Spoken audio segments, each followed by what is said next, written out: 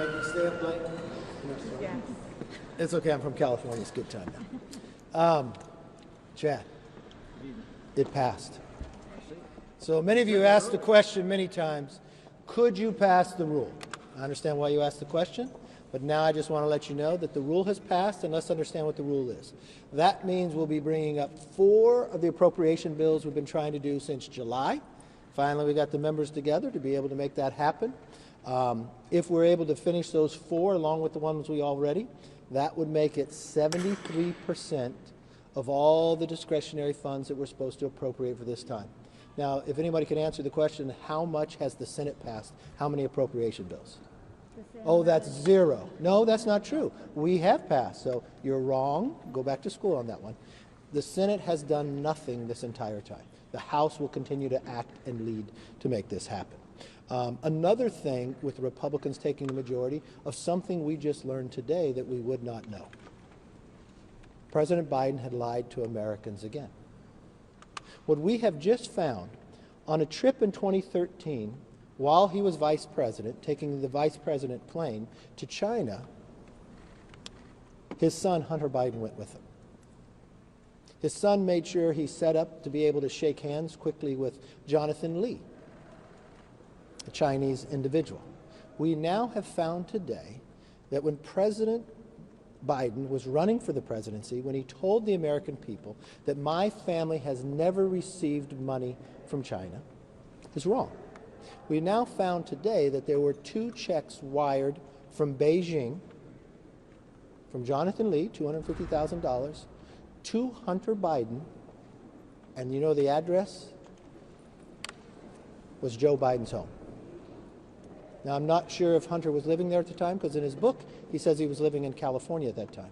His attorney said he had never, the Biden's attorney said they had never received money from this individual.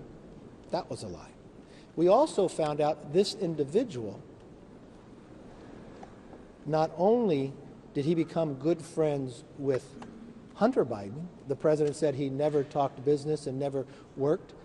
Devin, Hunter Biden's partner, says no. Joe Biden called in. We've now found that Joe Biden not only became friends with this individual, he wrote letters of recommendations for his children for college.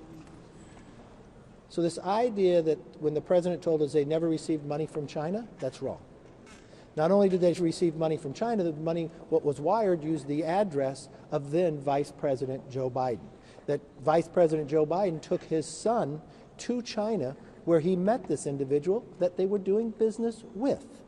He even wrote letters of recommendation, Joe Biden did, for the children. So all this talk of what Joe Biden has said has not been true to the American public, and we just found that out today. As we continue to walk through and get these appropriation bills done, we see the other failure of President Biden, our southern border. Every single day, Americans are dying from the fentanyl. We see trains of illegal individuals coming up through there. We see our border agents bloodied in the fights that are happening at the border. The president continues to ignore it, but no more. The policies have only shifted by his presidency. The president needs to secure our border. We will move a continuing resolution, bring a rule to the floor to secure our border and keep government open. Why are we doing this?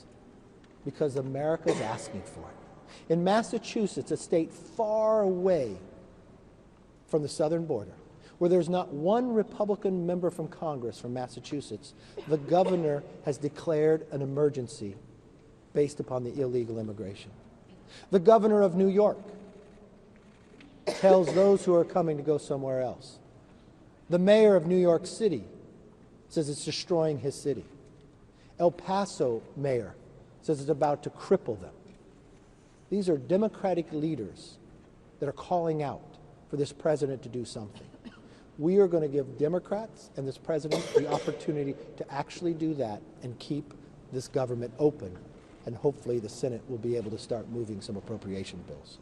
With that, let me introduce the Congresswoman from New York who can explain to you the #1 issue in New York that the mayor and the governor talks about, is the illegal immigration that's coming into their city.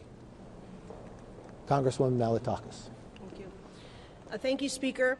This morning, our city put out an advisory that the people of the city of New York should carry around Narcan with them. That's how bad the fentanyl crisis has gotten. Recommending the citizens of New York walk around with Narcan.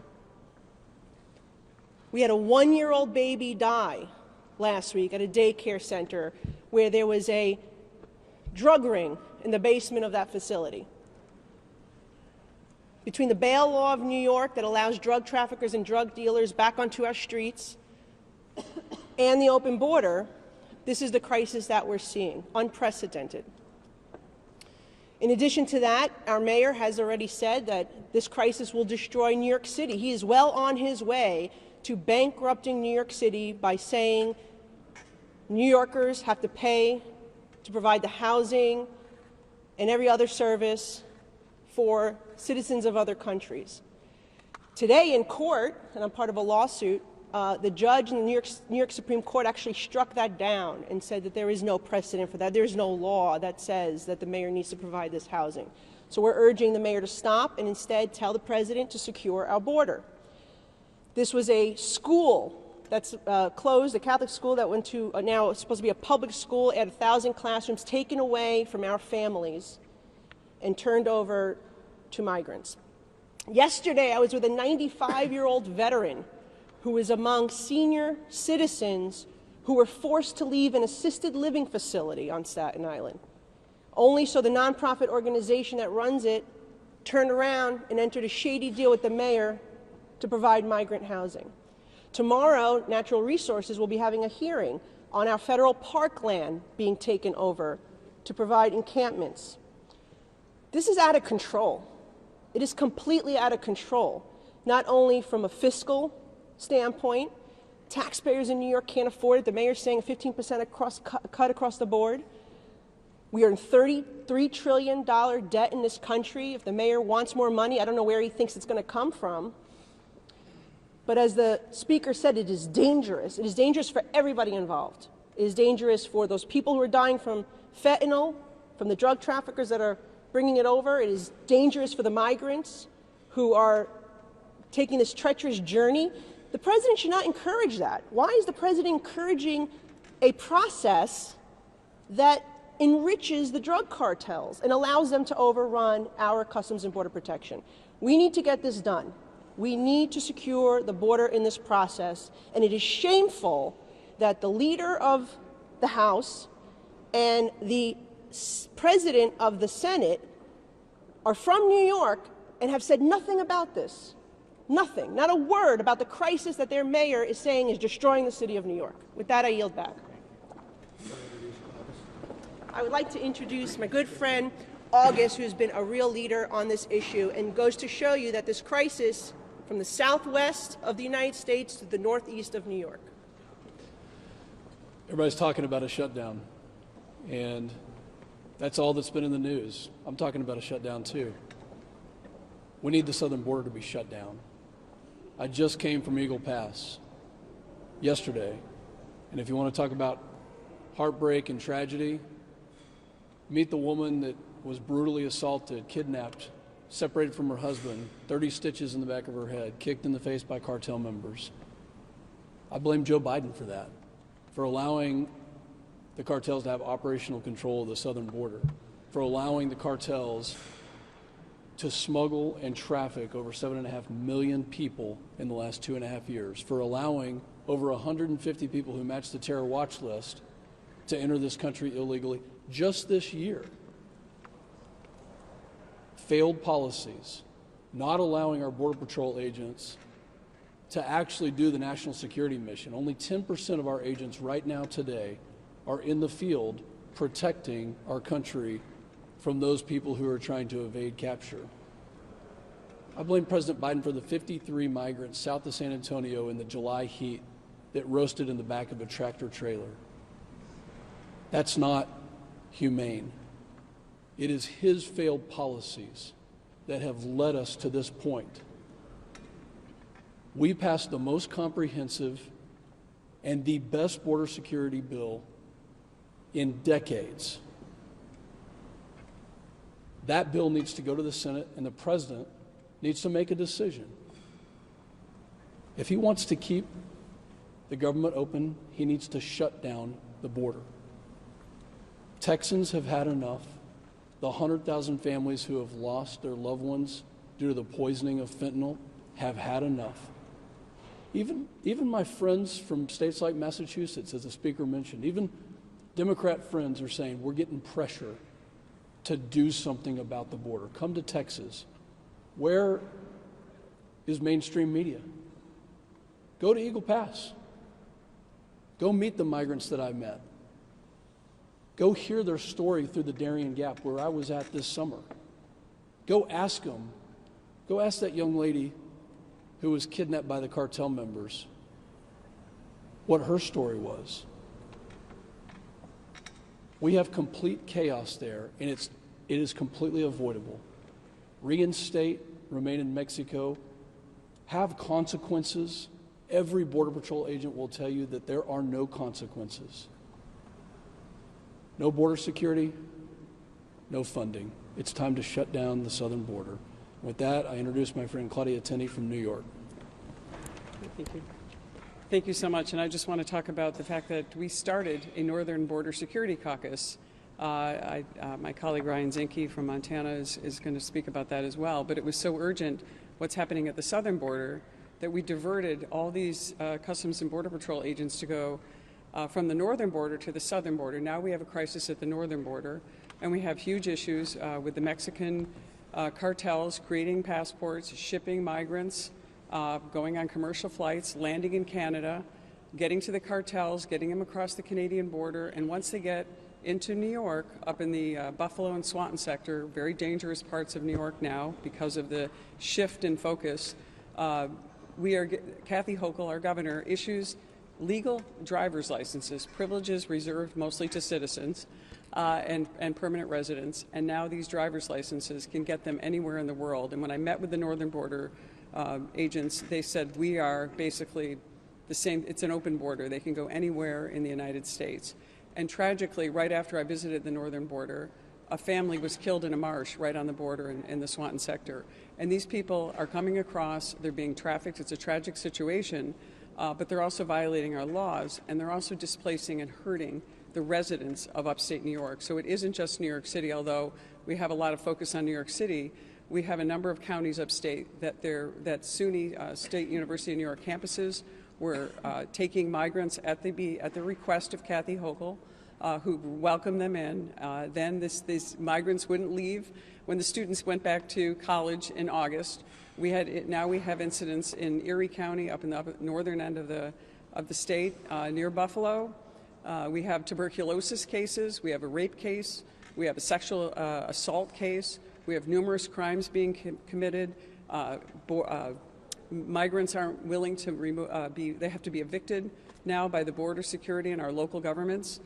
We had a murder in Rensselaer County from an illegal immigrant, and it continues to happen, and the taxpayers of New York are paying for this. It's $11 million a day to bring these, to house these migrants in New York City, and they're being shifted upstate because Mayor Adams has, rightly blamed Joe Biden, as we all do. But Kathy Hochul has been an accomplice on this. She has been part of not standing up to President Biden, and incredibly, she came to Washington to see President Biden to talk about this issue, and he didn't have time for her. She finally got to catch him at a fundraiser in New York City recently, but there's still no solutions, and still, our speaker, as my colleague from Staten Island mentioned, our speaker from New York City has said nothing about this. Our majority leader, from the state of New York, who travels around the state proudly with his sign that says, "Come meet Chuck Schumer," hasn't spoken with our residents of upstate New York, among the most beleaguered taxpayers in the nation, who are coming up with the money to house these migrants at their own expense. And so that's why we formed the Northern Border Security Caucus. The northern border states, it's a very long border. It's very porous now because we don't have the resources we need. And it is time to close the border. It's time to give the agents the resources they need. And it's time to make sure that the Democrats stand up and stand for the American people. This is an 82% winner in New York State. The polling shows 82% of residents in New York across all demographics and all parties support doing something about the migrants and making sure that this burden isn't on the taxpayers. And we've been fighting for this for a long time, and now the taxpayers are speaking out. In my district, which is not Erie County, I kudos to my local governments. They have stood up and done emergency orders and have refused to take the migrants in spite of Kathy Hochul's order and our governor, and the problems have been alleviated to some extent. And this is a real problem that we've got to resolve. And we are standing strong on this. It must be passed. I know everyone's talking about shutdowns, but this border issue is the issue of the day. It is the most important issue we face as a nation. It's undermining the wealth, and I talk about relative wealth of our senior citizens, our taxpayers who are dependent on whether it's their Social Security or their small 401ks or pensions. They are paying for this in upstate New York. We are paying with unfunded mandates for this crisis, and it's looking like $5 billion is going to cost by the end of the year.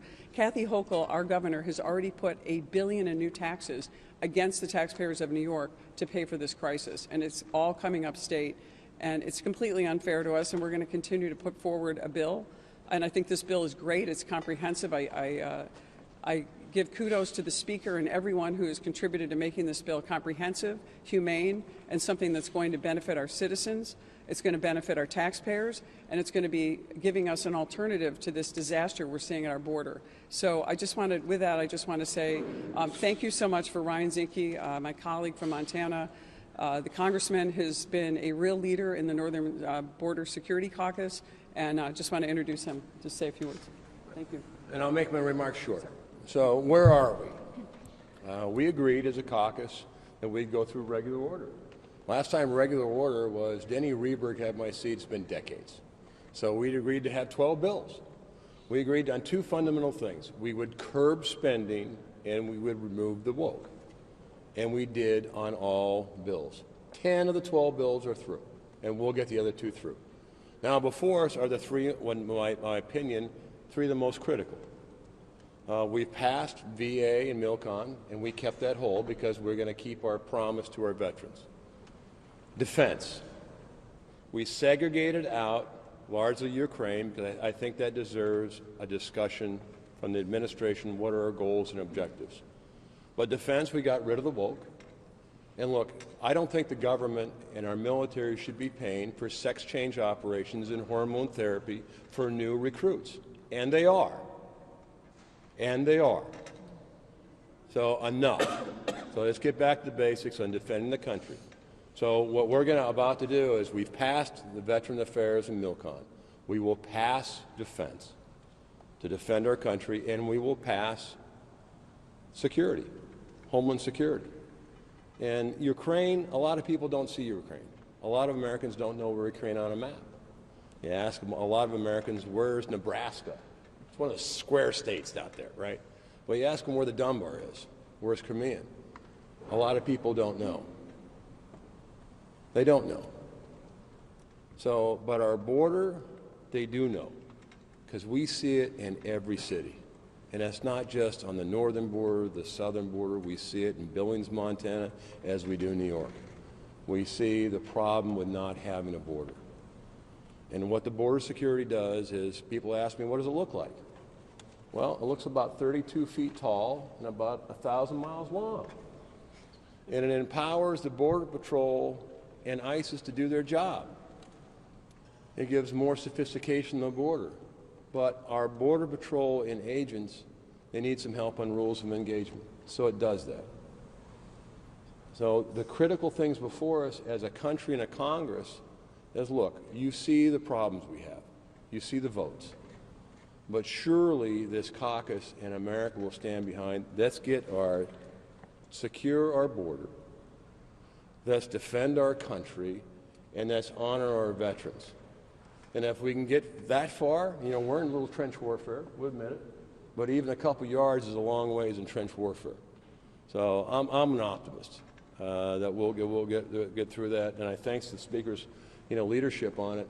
The other thing, from a secretary, I got to tell you, I was secretary during the last shutdown. And I can tell you, a secretary has a lot of latitude, what we deem critical and essential. When I was secretary, I didn't shut down the parks. I didn't shut down inspections on our oil rigs. I didn't shut down transportation. I didn't shut down permits. But you know, when a shutdown becomes political, you can do a lot of harm as a secretary to the innocent. For instance, what happens to our military when they don't get paid? You know, as a commander, is that most of our military operates under the poverty line. For a lot of junior enlisted, they get about $10 an hour, which equates to 40 hours of work week. And I can tell you when you're deployment, you do a lot more than 40 hours.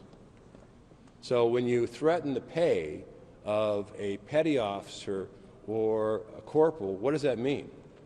It means probably not going to make a car payment, probably going to miss rent, young families starting, diapers, groceries. We get it, right? So what I don't want to do is I don't want to put in jeopardy the people that are serving this country over a political argument.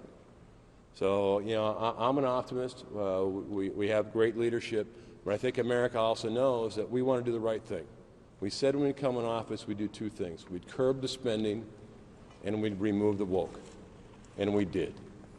And I think everyone agrees the right thing to do is pass the appropriation bills and then move to the Senate to negotiate them and come and do our job as a Congress. So with that, thank you. It's going to be a long night for everybody. God bless, and Mr. Speaker, I yield back. Thank you. One thing we have found is we want to make sure government stays open as we do our work. We're going to be here working late tonight. The Senate has not passed anything yet, but it really comes down to the President. He has people across this nation, from Massachusetts, New York, any place, calling on him to secure our border, which we want the President. The only reason the border is not secure today is based upon his own personal policies. He can change that overnight. We're asking the President to do just that. Yes, sir. When do you plan on putting the CR on the floor? We've got these 4 bills coming up, so this will take us to Thursday, probably on Friday. We'll be able to do it. Yeah. Mr. Speaker? We'll hold it to it. Yes. Can you please comment on the CR that the Senate leaders just rolled out this afternoon? You know, I don't see. Have they passed that? They just unveiled it. All right. Ask me when they They pass had the them. first procedural vote, though, and it passed with widespread bipartisan All support. right. So let me know. Mr. Speaker, that said, there's 77 members, bipartisan, voted over there on the motion to proceed. Is there some sort of a disconnect between you and Mitch McConnell on this? Obviously, he sees this differently. He said as much on the floor, which is very different from what you're I would saying see tonight. something much different if they want to put and focus on Ukraine and not focus on the southern border. I think their priorities are backwards. Mr. Speaker, we all have heard you say, and we know what the Senate has and has not done. You are the leader of the House. So I want to ask you a question about the House. Sure. How do you explain to Americans that the House has waited until now to get these appropriations bills moving when clearly you've known for months that this was the deadline? Well, I've been trying to move them for months. You've been following the House for a long time, right? One question: why did you fail to get that done until now? So when did we post them at Rules Committee? Well, if you're asking the question that we failed, then we've been waiting. So the question to you is, when were they posted at Rules to be brought up? The answer would be July. So that would be a long time ago, right? Unfortunately, in a tight majority like this, 4 members can stop anything. So a number of members have been stopping the rule from coming up. Now we are able to get members in a better place and be able to move forward. But the great thing is, I never give up. So the deadline's not yet, and we're working. We'll work late into the night. So if your deadline is for a paper to be done in school, but you still get it done on the day, does it still work? Yeah. So we'll do it. So Yes, last ma'am. week, the votes weren't there for a GOP CR. I talked to a number of those same holdouts tonight who say they are still not for a CR, even if you guys add HR2. Why do you think the dynamic is going to be any different? Because I don't understand how a Republican is going to sit and support what is currently happening on the border and defend President Biden on keeping the border wide open. I don't understand how someone can do that.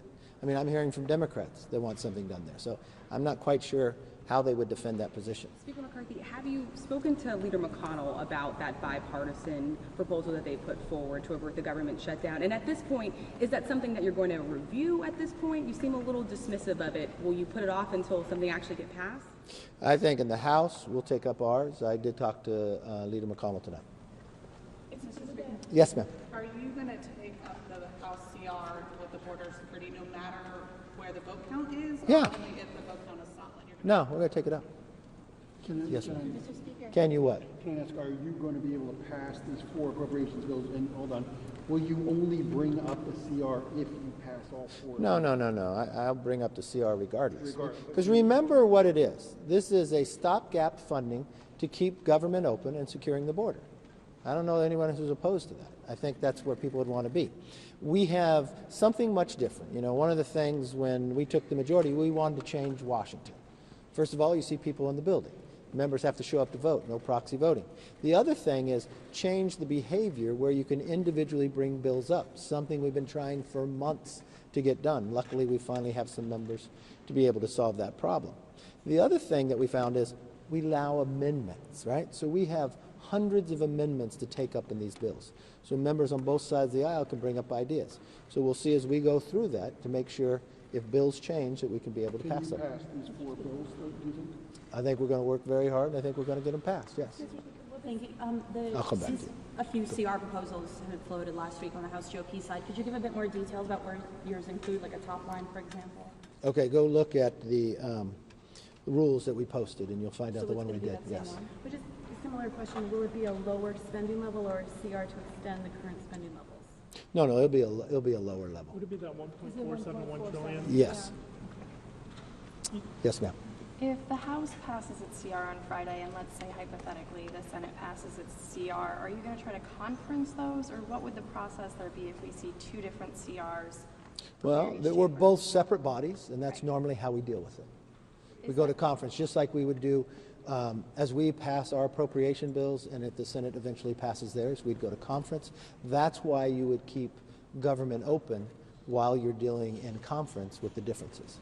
Mr. Speaker, if the House doesn't pass the CR on Friday and the Senate does give you one, what's the play then? Do you amend the sentence? Do you send it back? How do you move forward? Ask me then. Matt Gaetz made another threat to your speakership on the House floor today. Are you worried at all that he'll bring up a CR? I mean, what do you make of the threats? He's made them for quite a while.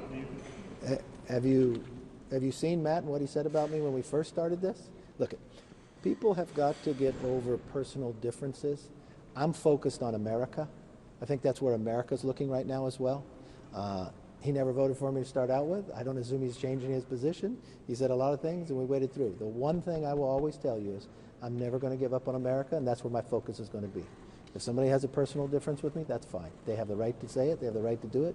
Do whatever they can. Does that distract in this process, though, when he keeps hammering you on this? Is that a problem? I mean, he comes out every day with a little more pushing the envelope. Does it look like it bothers me? Well, that's why I'm asking you. No. If it doesn't... But is that distracting from this whole issue to fund the government, address No, but it seems to do something for you. Well, no, let's get Go a ahead. copy. Would you all be willing to accept any CR that doesn't have those border provisions? Like, is there any way that you all would make it? Look, we look across this country, what's happening to our country, based upon the president's policies.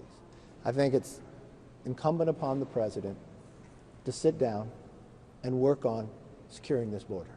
We passed H.R. 2 when the Senate did not. We passed a bill to lower the gasoline price to make us energy independent. The Senate did not and didn't do anything there. We actually took up a parent's bill of rights, so parents have a say in their kids' education. The Senate did nothing there. But we've watched what's gone on, and we passed a bill that we can secure our border. We think this is an opportune time that everybody can work together.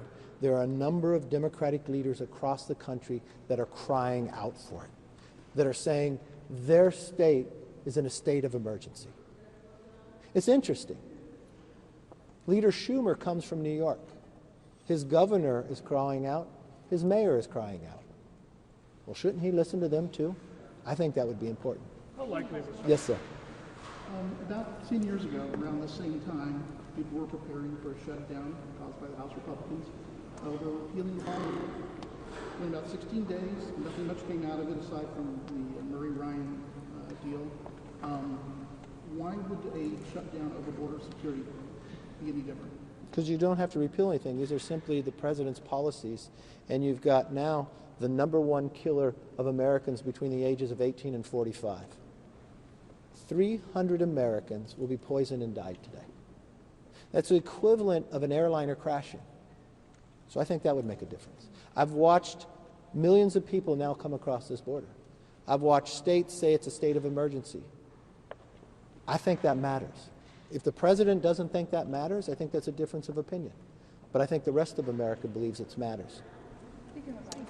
Yes. The Senate CR has FAA reauthorization till the end of the year. Is that something you guys would accept at all in your version? So we passed an FAA bill, right?